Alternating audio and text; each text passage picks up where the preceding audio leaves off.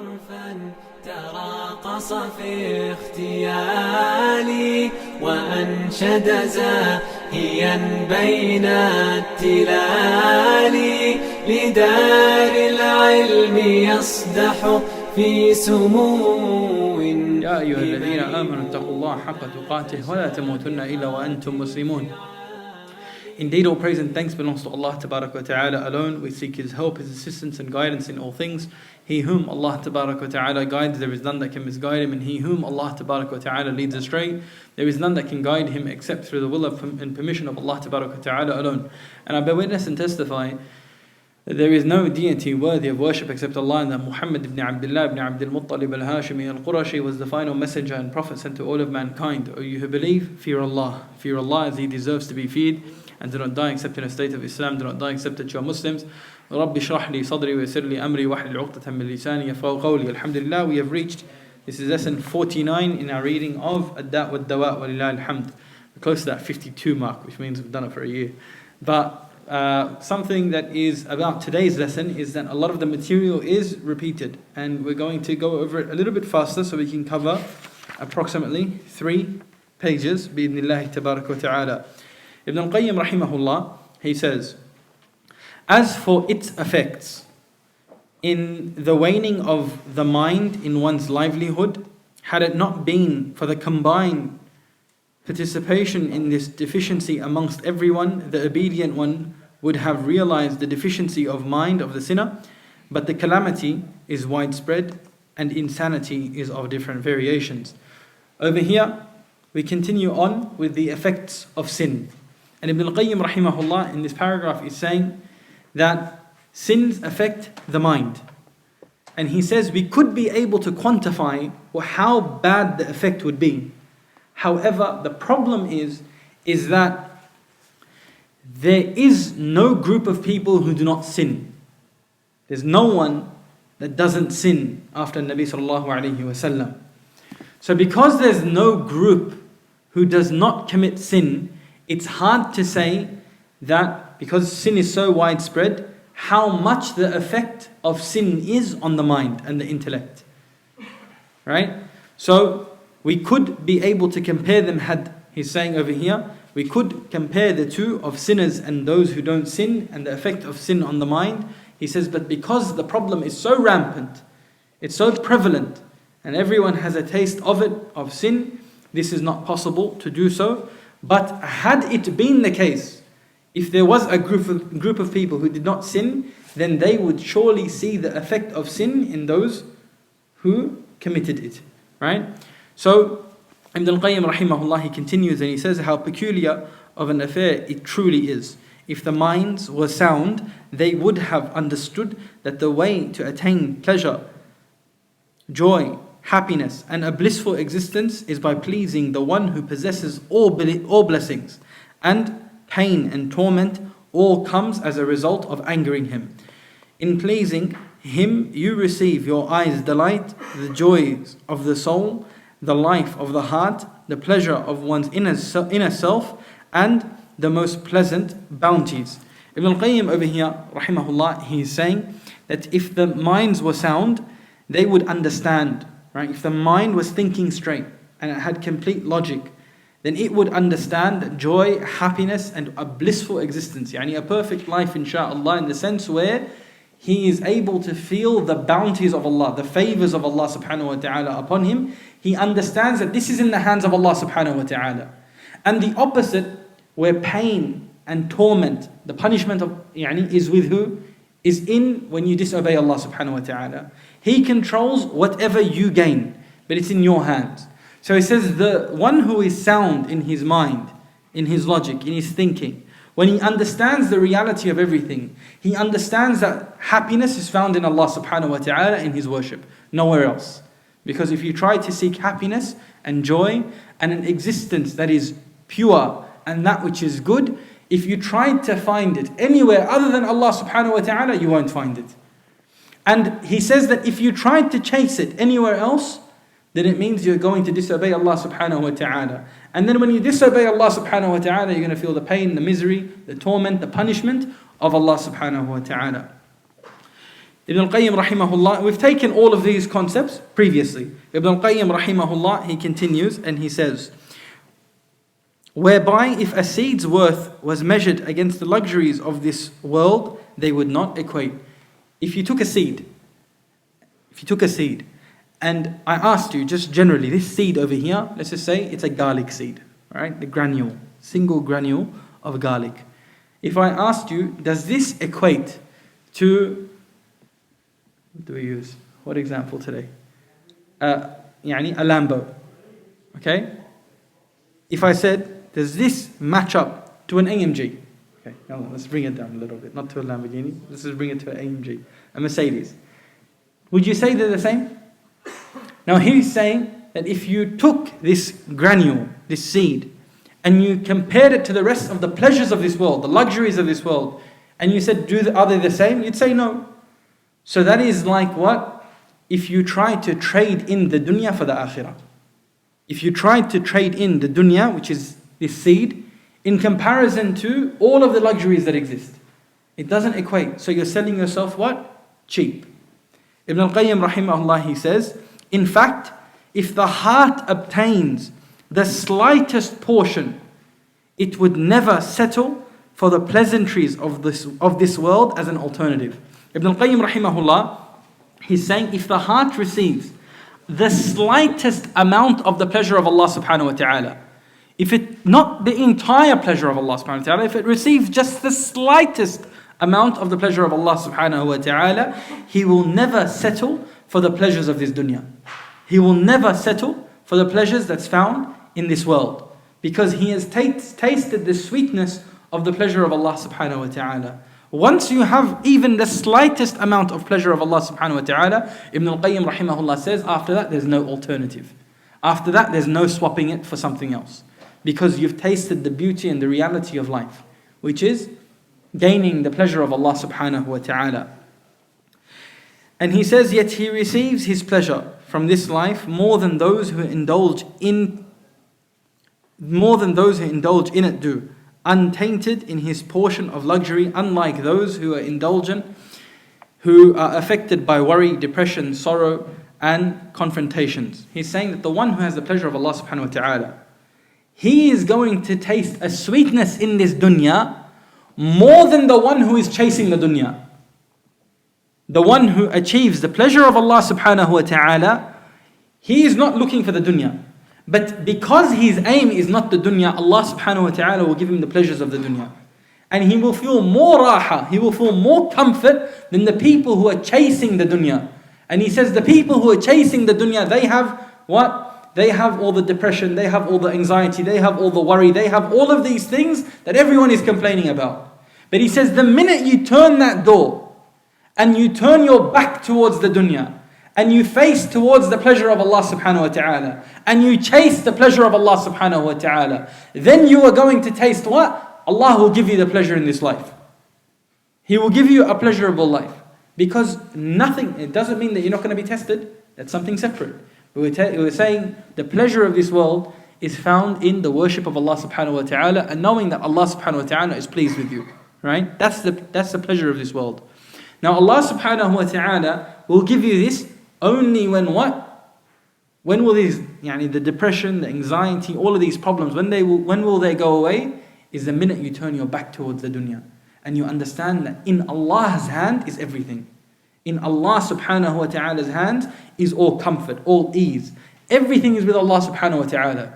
Even the dunya, your rizq is from Allah subhanahu wa ta'ala. So when you turn towards Allah subhanahu wa ta'ala, it doesn't mean you just sit back and you say, I'm just turning towards Allah subhanahu wa ta'ala, I'm not going to work, I'm not going to do anything, we're just going to be on Centrelink therapy for the rest of our lives and that's it. That's not turning towards Allah subhanahu wa ta'ala. Turning towards Allah subhanahu wa ta'ala means your heart is attached to Allah subhanahu wa ta'ala, and then you do the asbab, the means, and Allah subhanahu wa ta'ala will barakah in whatever you do.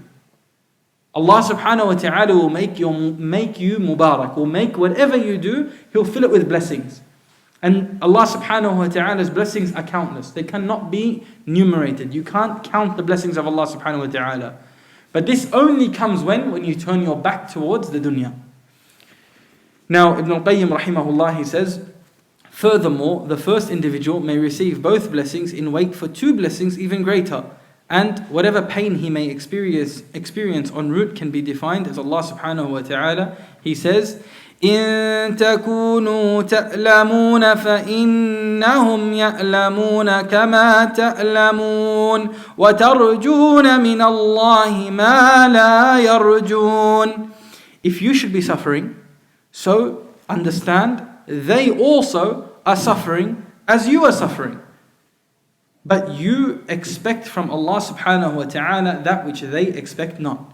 Don't think that the kuffar aren't suffering. Don't think they don't go through trials and tribulations. Everyone has their problems. But do you think that just because you're a kafir, no one will die in your family?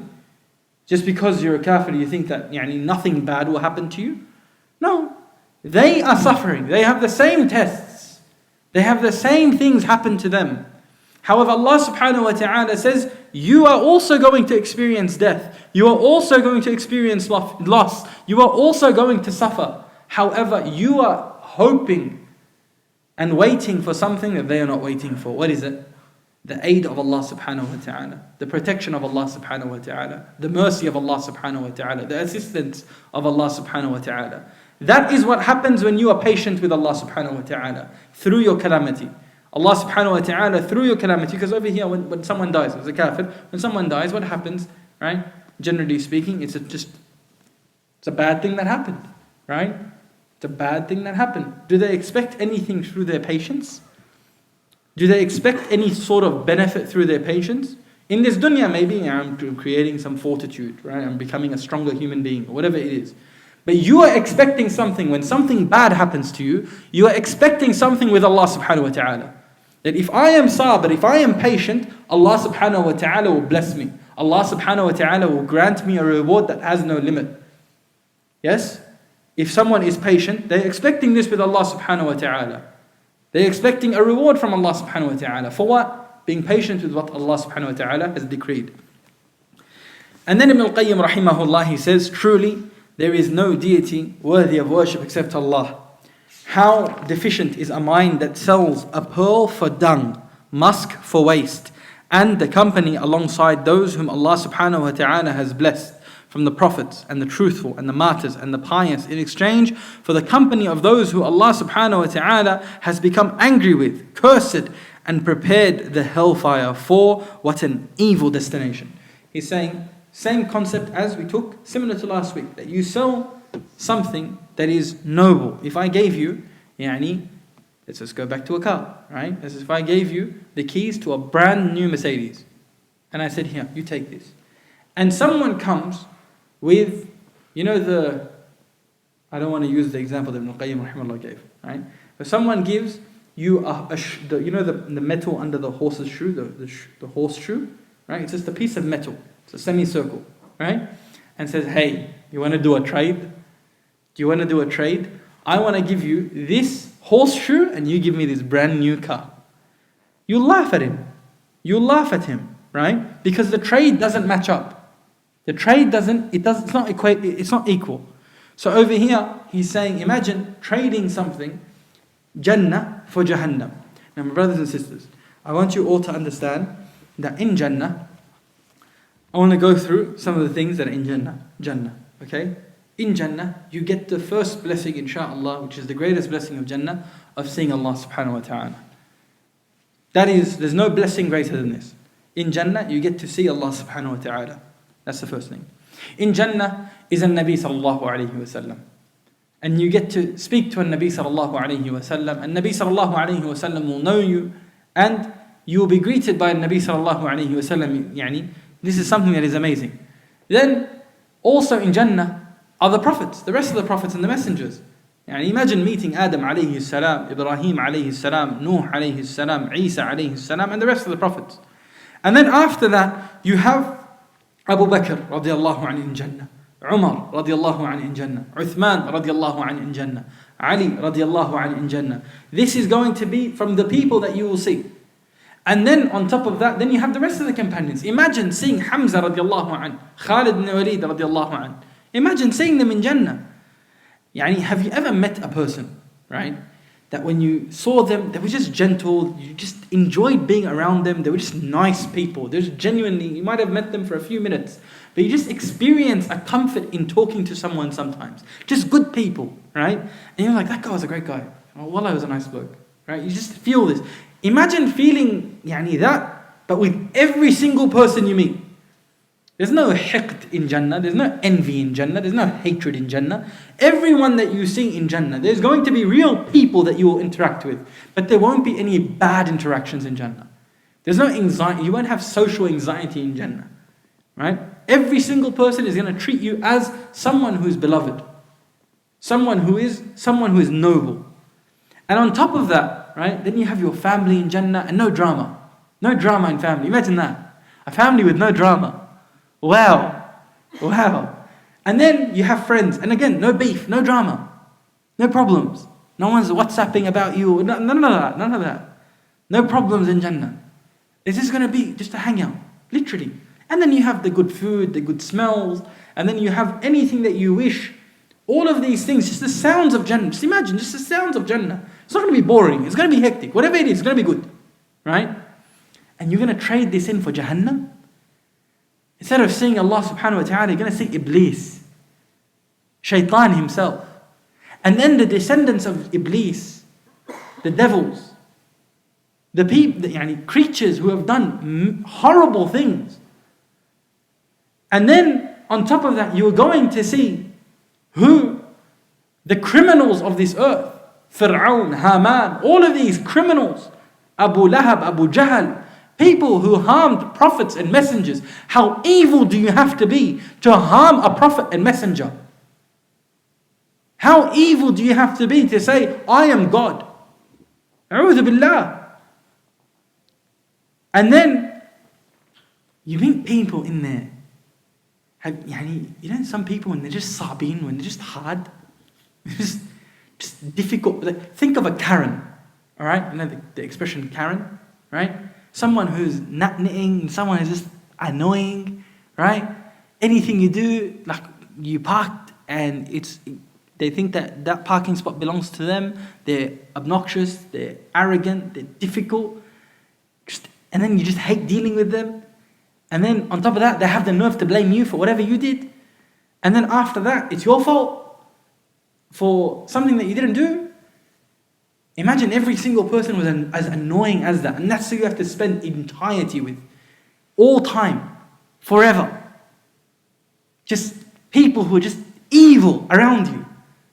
And then they're going to be blaming each other. You did this to me. I'm here because of you. Ya Allah, give them double the punishment. We're here because of them. This is all recorded in the Quran. Ya Allah, give them double the punishment. They're going to try to get you in more. You're already in the bottom of the pit. You know what I mean? You're already in Jahannam. There's no getting out.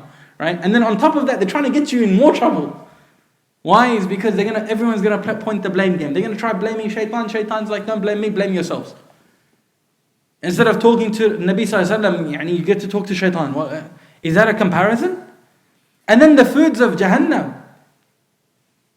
Heads of devils, things that are just evil, just horrible. And instead of rivers of milk and all of these beautiful things that we have in Jannah, blood, sweat, pus, akramakumullah. The smells of Jahannam, you think it's going to be good? You think the sounds of people being tortured, it's going to be good? Is that an equal trade? How can someone think that is an equal trade? Ibn al-Qayyim rahimahullah is saying. How can someone think that you can give Jannah away through, your ticket to Jannah is easy. You just worship Allah subhanahu wa ta'ala, stay away from evil. But when you replace it with sin, you're trading Jannah for Jahannam. That's what you're doing. Ibn al-Qayyim rahimahullah, he says this is not sound intellect. This isn't sound intellect. This isn't reason. This isn't logic. That you trade all of this beauty for all of this evil. We ask Allah subhanahu wa ta'ala for His protection, Ya Rabb. Something about just the angels. Just imagine in Jannah, you see Jibreel, right? You see all these amazing angels. And they're all happy to see you.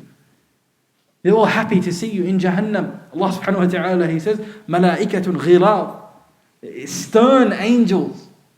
Angels who were created to have no rahmah upon the people of Jahannam. Because you have to be a specific type of individual that doesn't have any, your heart doesn't sway to see someone after 1,000,000 years get constantly punished. Your heart doesn't sway, you know what I mean? After it's like a slack, you know what I mean? No. Poor guy copped it, you know what I mean? He's done, it's 1,000,000 years so far. But Allah subhanahu wa ta'ala, He created these angels specifically with no mercy in them. And they will blame the people again and again and again when they try to what? Try to leave. When they try to beg for water. And then these angels will respond to them in the harshest of ways. No rahmah, no mercy. Is this a fair trade? Are they the same? We ask Allah subhanahu wa ta'ala for the paradise and nothing other than it, Ya Rabb. Ibn al-Qayyim rahimahullah, he continues. He says, from the severest punishment to sin is that it imposes a cut in the relationship between a servant and his Lord. Again, something that we have covered previously, but we'll go over this as revision inshaAllah. If this censorship happens, if this cut happens in the relationship between you and Allah subhanahu wa ta'ala, all the means of good become severed, whilst the means of evil become linked to Him. When you cut yourself from Allah subhanahu wa ta'ala, what happens is that you establish a link. You cut the link with Allah, but you establish a link with shaitan. Because there's no other way. It's either Allah subhanahu wa ta'ala or the shaitan. The path of Allah, the path of shaitan. There's no third way. Right? So over here he's saying that when you disconnect this link between you and Allah, you are linking yourself to that which is evil. Ibn al-Qayyim rahimahullah, he says, what kind of success, hope or life is it when the routes to good have all been severed and the connection between his master, whom he can never be without, for even a blink of an eye is cut, whilst there is no other replacement, in addition to the means of all evil being connected to him, a unity between his own most vehement enemy and finding himself under the persuasion of his enemy whilst his ally has abandoned him. A soul does not comprehend what this severing of ties constitutes from pain and different types of torment. When you leave the connection between you and Allah subhanahu wa ta'ala, Ibn al-Qayyim rahimahullah is saying that you continuously make yourself a friend of an ally and make an ally of an enemy of Allah, which is the shaitan. So he says, how can you expect anything good? How can you expect anything good when someone, Allah subhanahu wa ta'ala, has made him an enemy? Then you make this enemy your friend. You make him your ally, someone who is an enemy to Allah subhanahu wa ta'ala. He says, what hope do you have? What hope do you have in this life and in the afterlife when you have made an ally of an enemy of Allah? How can you expect something good from that? When Allah subhanahu wa ta'ala has given you the chance to connect with Him, you've connected yourself with the shaitan. He says, Ibn al-Qayyim, he says, some of the pious predecessors, some of the Salaf, they said, I see a servant positioned between Allah and the devil. If Allah subhanahu wa ta'ala abandons him, the devil consequently receives him. And if Allah subhanahu wa ta'ala protects him, the devil will not be able to reach him. Similar to the concepts that we've taken previously, that you are between Allah subhanahu wa ta'ala and shaitan. If you go closer to Allah subhanahu wa ta'ala, He protects you. And if you are closer to shaitan, then you fall prey to the shaitan. Shaitan will take you. Now don't expect anything other than this. That if the protection of Allah subhanahu wa ta'ala is removed from you, and if you remove this seal that Allah subhanahu wa ta'ala places over you from His rahmah, if you remove it, then you are easy targets for shaitan. That's what Ibn al-Qayyim rahimahullah is saying here. That if you remove the protection of Allah, then shaitan is looking for you. Ibn al-Qayyim rahimahullah, he says that Allah subhanahu wa ta'ala, he says, وَإِذْ قُلْنَا لِلْمَلَائِكَةِ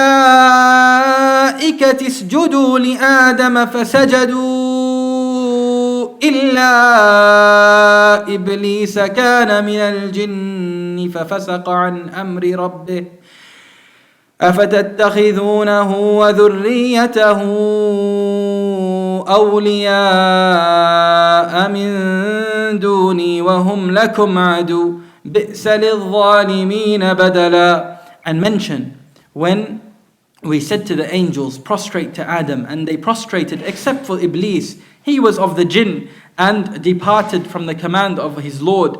Then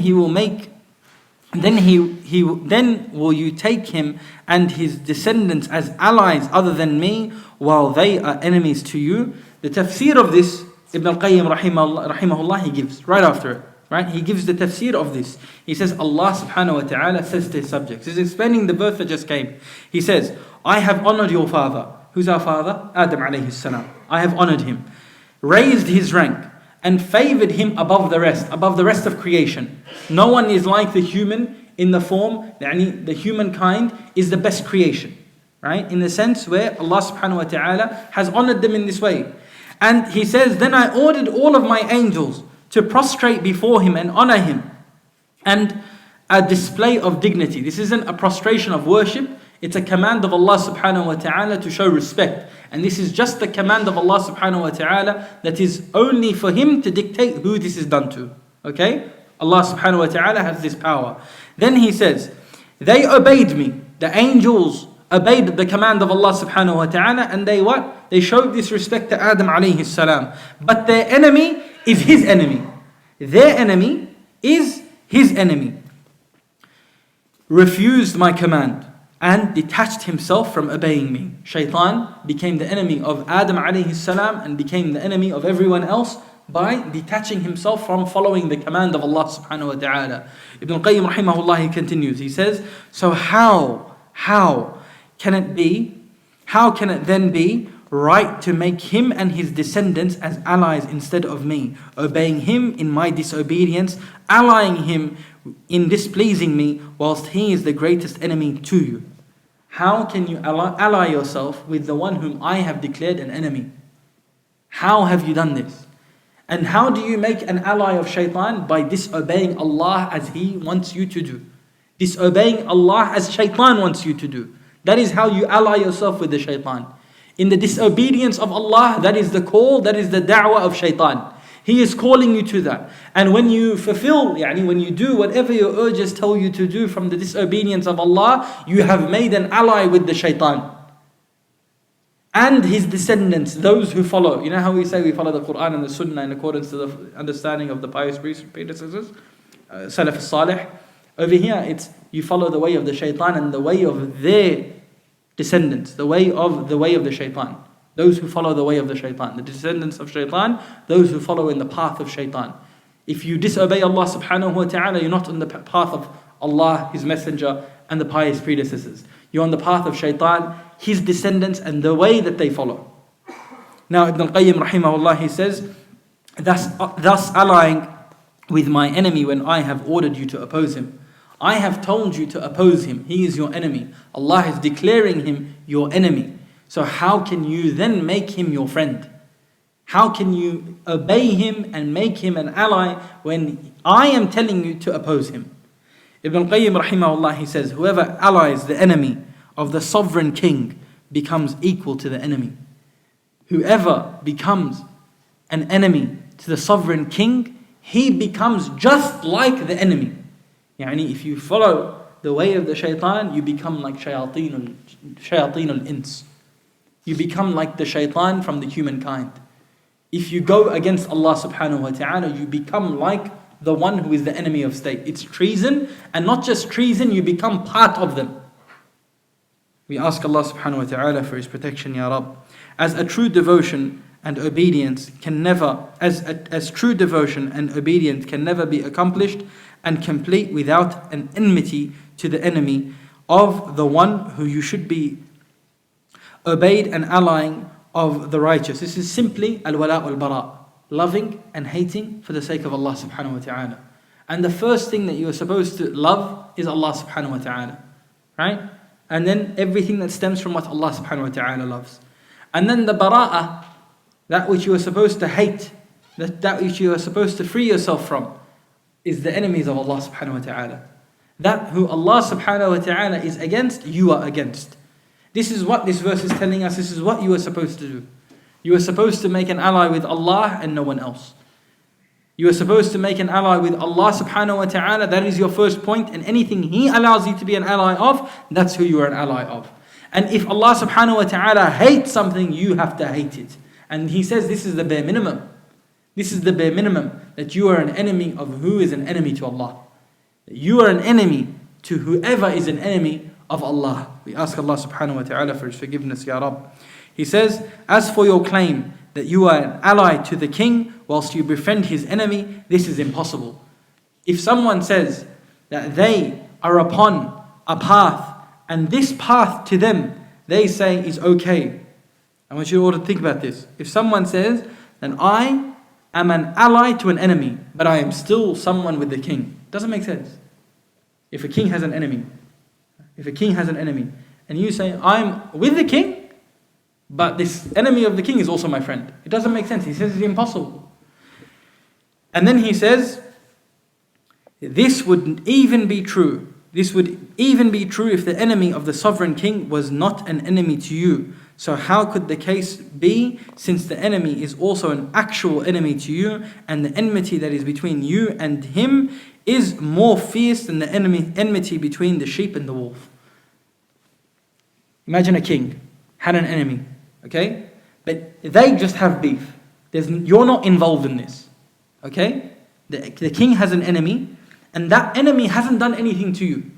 There's no issue between you and that enemy, okay? Ibn al-Qayyim rahimahullah, he says it's impossible for you to befriend this enemy and say that you are with the king, even if that person hasn't done anything to you. Now he is saying, imagine if that enemy has also done something to you. He's your enemy too.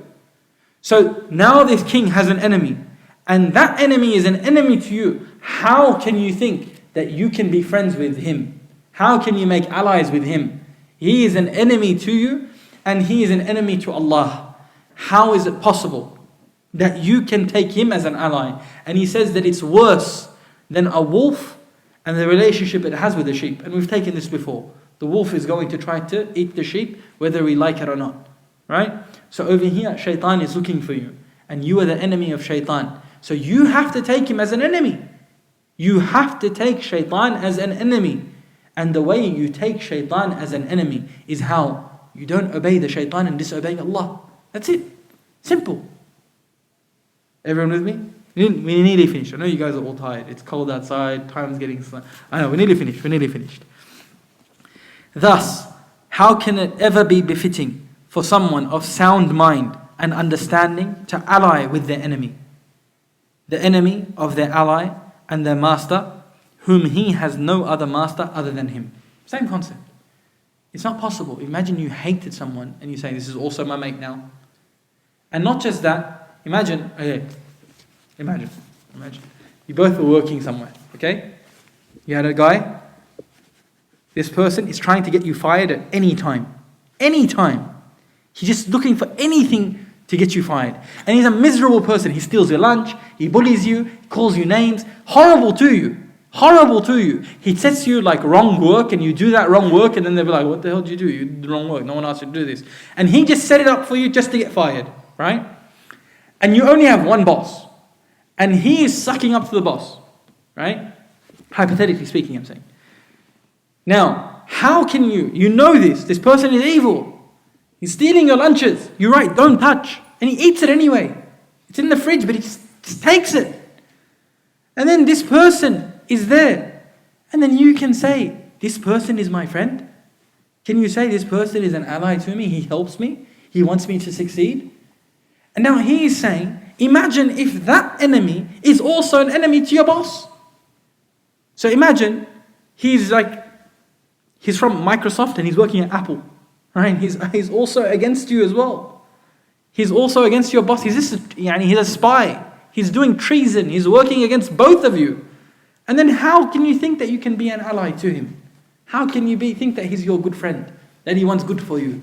And then he says Allah subhanahu wa ta'ala has forewarned about the evil of such a relationship. He said, وَهُمْ لَكُمْ عَدُوٌ وَهُمْ لَكُمْ عَدُوٌ, that they are enemies to you. The shaitan, they are enemies to you.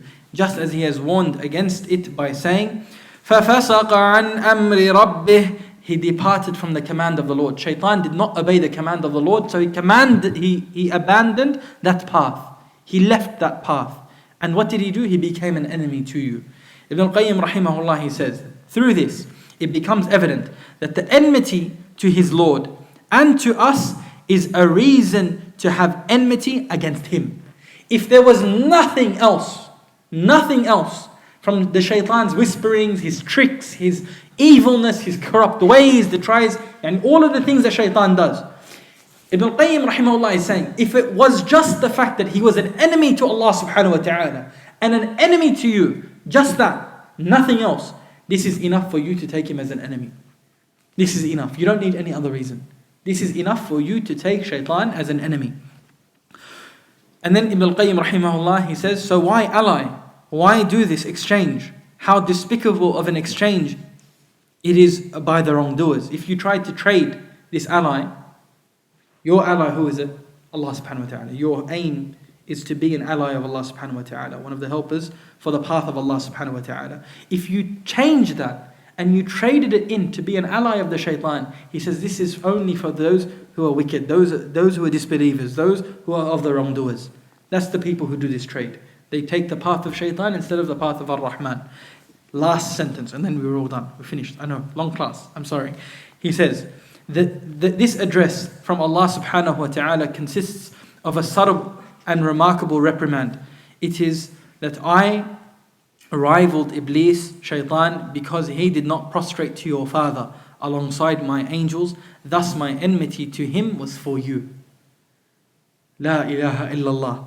Yet the result of this is a truce between you and him. La ilaha illallah. Ibn al-Qayyim rahimahullah is saying that Allah subhanahu wa ta'ala is telling us the reason why shaitan was mal'oon, cursed, was thrown out of Jannah, left his station as being a worshipper, what was it? Because he refused to make this prostration to Adam, our father. So because of the respect that is given and the honor that is given to Adam alayhi salam, because shaitan disrespected Adam, Allah subhanahu wa ta'ala is doing this, is making an enemy of Iblis because of this relationship, because of this honor, because of this respect that is given upon Adam alayhi salam, our father. So because of you, he has made an enemy of someone who tried to oppose you. And then he says, you try to then make an ally of someone that I have done this for you? I've done this for you. I'm doing this for you. I've made him an enemy because he refused to make sajda to Adam, your father. Your father. It's not anyone and nothing else. You have the relationship to Adam alayhi salam. Allah created him. But because of that honor that he has given upon him, because shaitan refused to make this sajda, he made an enemy out of him because of this reason. And then you want to go and follow his path and not the path of Allah. He says this is not the way. It doesn't make sense. بارك الله فيكم وصلى الله على نبينا محمد وعلى آله وصحبه وسلم. Next week.